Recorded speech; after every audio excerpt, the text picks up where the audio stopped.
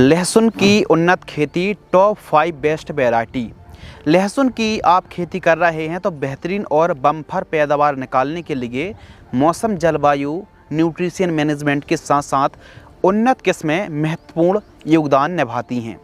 लहसुन की कौन सी वैरायटी आपको लगाना चाहिए, इस वीडियो के माध्यम से हम आपको गार्लिक फार्मिंग की टॉप 5 बेस्ट वैरायटी उन्नतशील किस्मों के बारे में बात करने वाले हैं।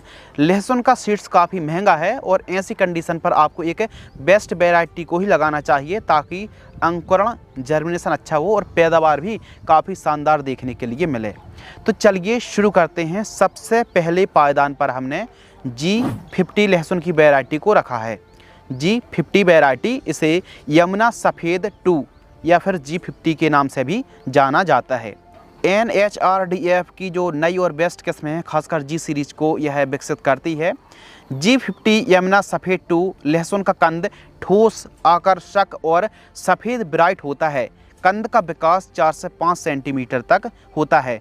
एक बल्ब में 35-40 कलियों की संख्या देखने के लिए मिलती है और इसका जो रंग है ना, सफ़ेद, अट्रैक्टिव, उम्दा साइज़ का होता है। समय की बात करें तो अक्टूबर के पहले और दूसरे सप्ताह में आप लगा सकते हैं, सबसे बेस्ट समय माना जाता है। यदि हम तैयारी की बात करें तो G50 लहसुन की वैरायटी 140 से 145 दिन के आसपास का समय लग जाता है। प्रोडक्शन की बात करते हैं तो इसकी उपज 55 से 60 क्विंटल प्रति एकड़ तक होती है।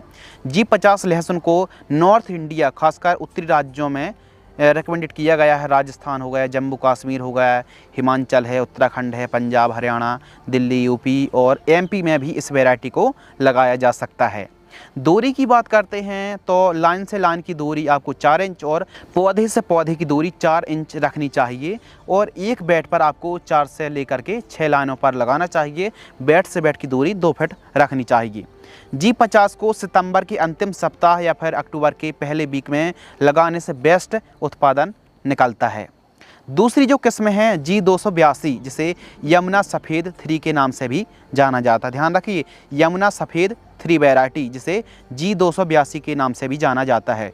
G282 का कंद क्रीमी वाइट होता है, आकार में बड़ी और 4 से 5 सेंटीमीटर व्यास वाली होती है। यानी ओवरऑल यदि हम बात करें तो 4.5 सेंटीमीटर से 5.5 सेंटीमीटर तक एक प्रकार से व्यास हो सकता है। बल्ब को आप देखेंगे ना तो बाहर से कलीदार कंद बल्ब दिखता है। प्रति बल्ब में लगभग 15 से 16 कलियों की संख्या देखने के लिए मिलती है। कली का आकार थोड़ा सा बड़ा होता है। तैयारी की बात करें तो यह 130 दिन के आसपास का समय इस वैरायटी में लग जाता है। 125 से 130 दिन के आसपास का समय मान लीजिए। समय की बात करें तो अक्टूबर महीने पर आप इस वैरायटी को लगाएंगे तो बहुत अच्छी उपज मिलेगी। पैदावार की बात करते हैं तो 60 से 70 क्विंटल तक आप एक एकड़ से पैदावार निकाल सकते हैं।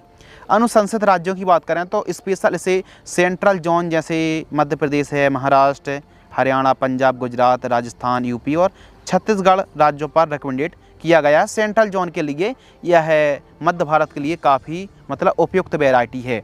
G282 काफ़ी अच्छा उत्पादन देने वाली किस्मों में से एक है और किसानों की यह काफ़ी पसंदीदा वैरायटी बनी हुई है। इसका कारण है कि इस वैरायटी का उपज क्षमता बहुत अच्छी है। तीसरे पायदान पर हमने G2 लहसुन की वैरायटी को रखा है। G2 लहसुन की वैरायटी भी काफ़ी बेस्ट और सर्वश्रेष्ठ वैरायटी है।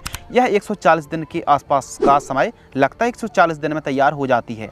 5 से 6 सिंचाई की आवश्यकता पड़ती है और यदि थोड़ा सा भूमि हल्की है तो आपको 8 से 10 सिंचाई भी करनी पड़ सकती हैं। इसका ट्यूबर मीडियम से थोड़ा बड़ा होता है।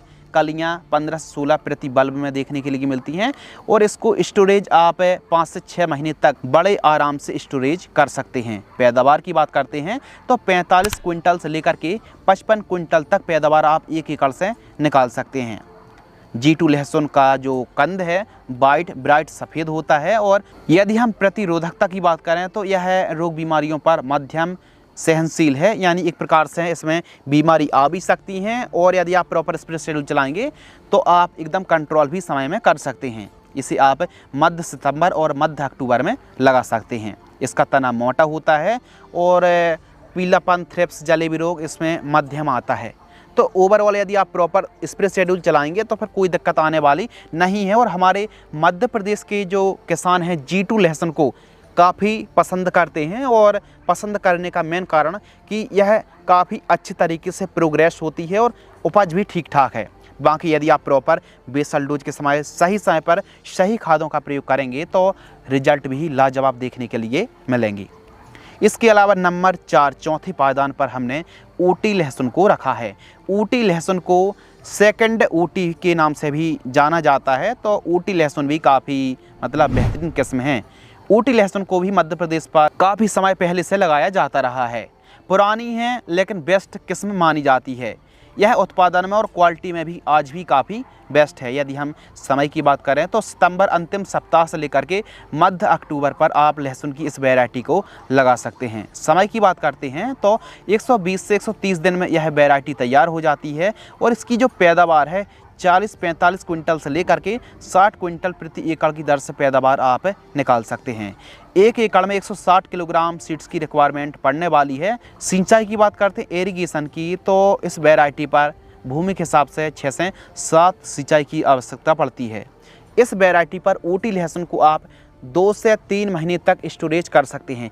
यदि आप सोच रहे हैं कि ऊटी लहसुन को हम लगाते हैं और लंबे समय तक यदि हम स्टोरेज कर सकते हैं, इस वैरायटी को ऊटी लहसुन को आप लंबे समय तक स्टोरेज नहीं कर सकते हैं। 2 से 3 महीने तक ही स्टोरेज कर सकते हैं, यानी ज़्यादा देर तक आप इस वैरायटी को स्टोर करके रख नहीं सकते हैं। थोड़ा सा अलग अलग समस्या क्रिएट हो सकती हैं।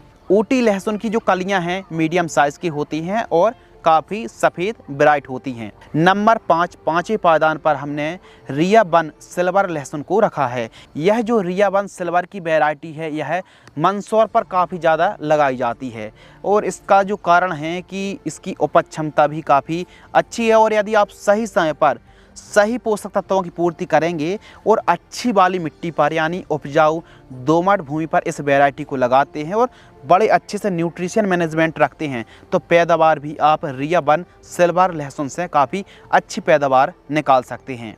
145 दिन के आसपास का समय लगता है। यदि हम समय की बात करें तो सितंबर अंतिम सप्ताह से लेकर के मध्य अक्टूबर में बुआई आप कर सकते हैं। एक बल्ब में 15 से 18 कलियों की संख्या देखने के लिए मिलती है। काफ़ी सफ़ेद और ब्राइट बल्ब आता है और प्रॉपर सिंचाई मांगती है। इसमें थोड़ा सा यदि आप प्रॉपर सिंचाई नहीं कर पाते हैं तो इसका जो बल्ब है ना, ट्यूबर कंद, वो छोटा रहने की समस्या भी आ सकती है। रिया वन सिल्वर लहसुन का जो बल्ब है ना, वो मीडियम साइज़ का आता है, ब्राइट है, और इसकी जो कलियां हैं सफ़ेद रंग की देखने के लिए मिलती हैं।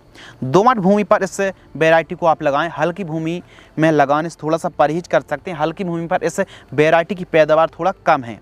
इसके अलावा रिया वन के अलावा भी आमलेटा जो वैरायटी है ना, इस वैरायटी का भी जिक्र और मध्य प्रदेश के काफ़ी किसान भाई लगाते हैं। क्या आपने रिया वन सिल्वर लहसुन की वैरायटी या फिर आमलेटा जो वैरायटी आती है ना, इनमें से किसी भी वैरायटी को लगाया है या फिर नहीं? क्या परफॉर्मेंस आपके एरिया में रहा? हमें कमेंट्स में ज़रूर बताएं ताकि हमको और हमारे किसान भाइयों को भी हेल्प और मदद हो सके। तो दोस्तों, लहसुन की आप खेती कर रहे हैं तो हमने 4-5 किस्मों के बारे में बताया है जो सब एक से बढ़कर एक हैं, जिनमें आज के समय सबसे ज़्यादा क्रेज G50, G282 और G2 लहसुन का है। तो दोस्तों, आप कौन सी वैरायटी को लगा रहे हैं हमें कमेंट्स में ज़रूर बताएं। धन्यवाद।